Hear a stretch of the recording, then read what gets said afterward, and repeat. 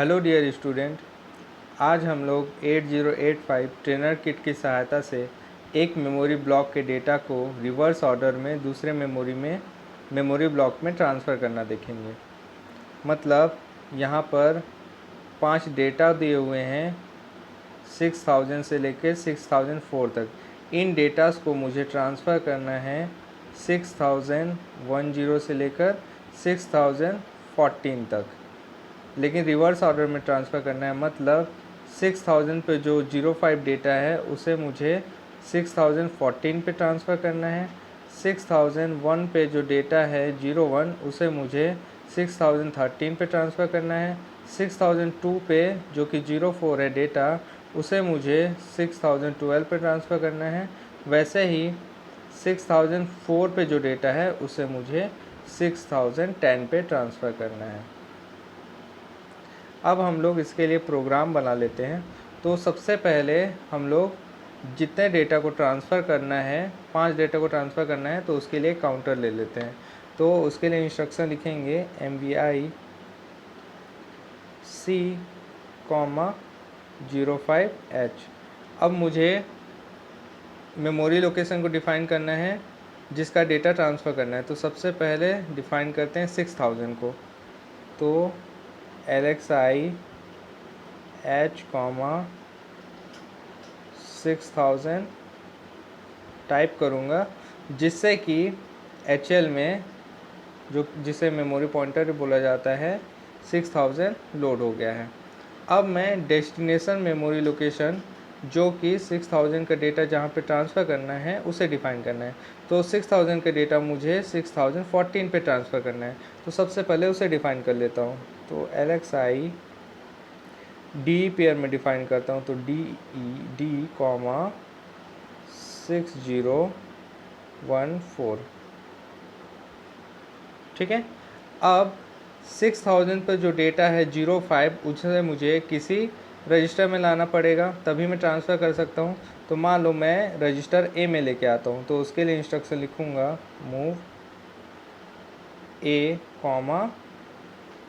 M, ठीक है। इससे A में अब 05 लोड हो चुका है। अब मुझे ट्रांसफ़र किस में करना है? 6014 पे, जो कि DE में है। तो एक इंस्ट्रक्शन होता है STAX, जिससे कि A के डेटा को मैं किसी भी रजिस्टर पेयर में डाल सकता हूँ। तो यहाँ पर डालना है D में, क्योंकि D का जो एड्रेस है वो दिया हुआ है 6014, ठीक है। मतलब 6014 में अब 05 आ चुका है। अब सेकेंड डेटा जो कि 6001 पे है उसे मुझे ट्रांसफ़र करना है 6013 पे। तो सबसे पहले 6001 को डिफ़ाइन कर लेता हूँ। तो HL में 6000 है, तो मुझे इसको इंक्रीज़ कर दूँगा तो 6001 आ जाएगा। तो INX H लिखूँगा तो आ गया HL में 6001।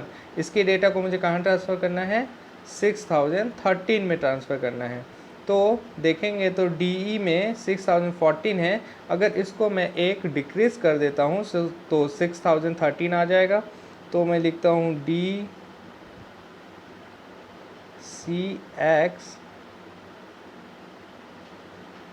D। जैसे ही मैं डिक्रीमेंट इंस्ट्रक्शन लिखता हूँ तो DE में अब 6013 आ चुका है, ठीक है।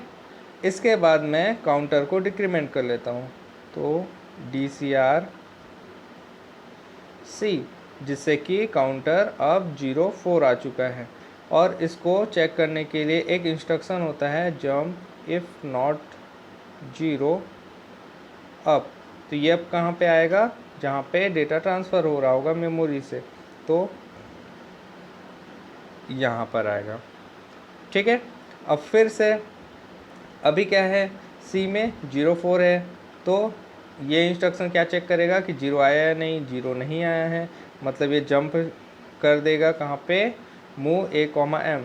फिर से 6001 पे जो डेटा था 01 वो आ जाएगा A पर। अब इस ए के डेटा को मुझे ट्रांसफ़र करना है 6013, तो 6013 कहाँ पर है, डी में। तो जैसे मैं STAXD लिखूँगा 6013 पे 01 लोड हो जाएगा।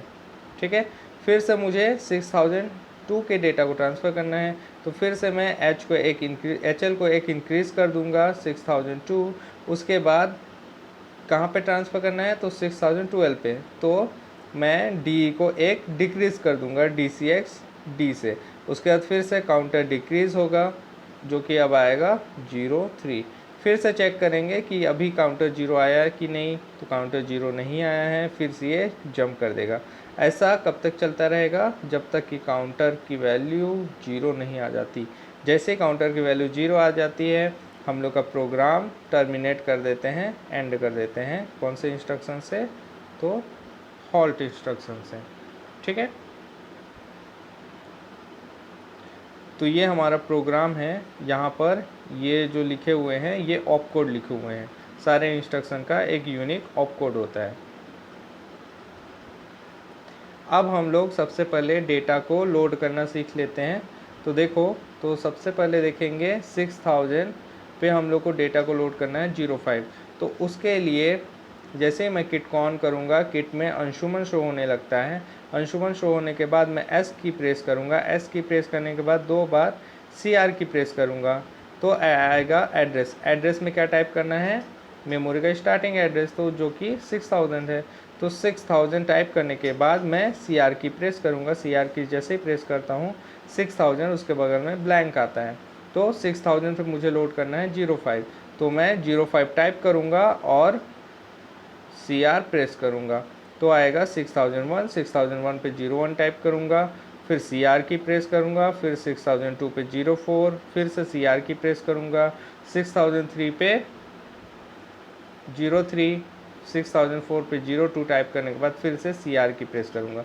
तो इस तरह से हम लोग का डेटा लोड हो चुका है। अब हम लोग प्रोग्राम को लोड करेंगे। तो प्रोग्राम को लोड करने के लिए देखोगे तो प्रोग्राम का स्टार्टिंग एड्रेस क्या दिया हुआ है, 7000। तो जैसे ही मैं S की प्रेस करूँगा और 2 बार CR की प्रेस करूँगा, एड्रेस आता है। एड्रेस में मैं 7000 टाइप करूँगा। 7000 टाइप करने के बाद CR की प्रेस करूँगा। CR की प्रेस करने के बाद कुछ इस तरह से डिस्प्ले में शो होता है 7000, फिर ब्लैंक रहता है। तो ब्लैंक की जगह मुझे 7000 में जो ऑप कोड लिखा हुआ है उसे टाइप करना है। तो जैसे ही मैं 0E टाइप करूँगा, उसके बाद फिर से CR की प्रेस करूँगा। CR की प्रेस करूँगा तो 7001 आएगा। 7001 में मैं 05 टाइप करूँगा, फिर से CR की प्रेस करूँगा। ऐसे करके CR की प्रेस करते जाते हैं और ऑप कोड को लोड करते जाते हैं।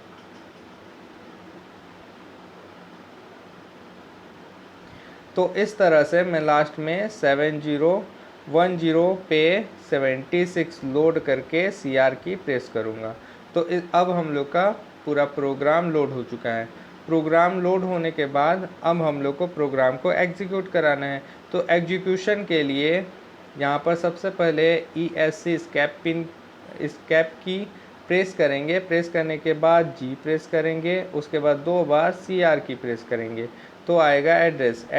प्रोग्रामिंग का स्टार्टिंग एड्रेस था 7000, तो हम लोग 7000 टाइप करेंगे और CR की प्रेस करेंगे, जिससे कि डिस्प्ले में कमांड इक्वल टू लिखा हुआ आता है, मतलब हम लोग का प्रोग्राम एग्जीक्यूट हो चुका है।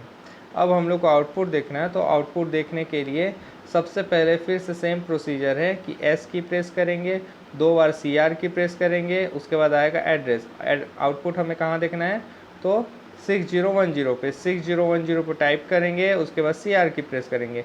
जैसे CR की प्रेस करेंगे 6010 पे आएगा 02, फिर CR की प्रेस करेंगे 6011 पे आएगा 03, फिर CR की प्रेस करेंगे 6012 पे आएगा 04, और लास्ट में जब CR की प्रेस करेंगे तो 6014 पे आएगा 05। और यही हम लोग को करना था।